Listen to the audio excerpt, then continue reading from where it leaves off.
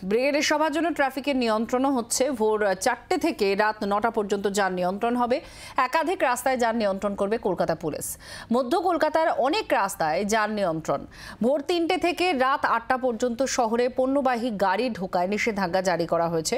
Kolkata police নিষেধাজ্ঞা জারি করেছে এবং একাধিক জায়গায় গাড়ি পার্কিংয়েও নিষেধাজ্ঞা জারি করা হয়েছে।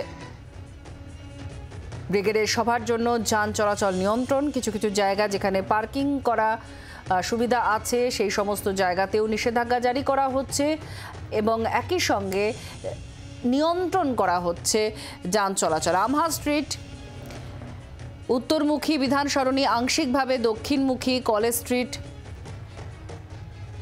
সেটা দক্ষিণমুখী, ব্রেবন রোড উত্তরমুখী। গাড়ির অভিমুখ ঠিক এই মুখেই যাবে। এই যান চলাচলে নিয়ন্ত্রণ করা হচ্ছে আমহা স্ট্রিট, বিধান সরণি, কলেজ স্ট্রিট, ব্রেবন রোড। কোথাও উত্তরমুখী গাড়ি যাবে, কোথাও দক্ষিণমুখী শুধুমাত্র গাড়ি যাবে। এইভাবেই যান চলাচল নিয়ন্ত্রণ করা হচ্ছে ব্রিগেডের জন্য। বাংলার আওয়াজ, বাঙালির আবেগ, জি 24 ঘন্টা।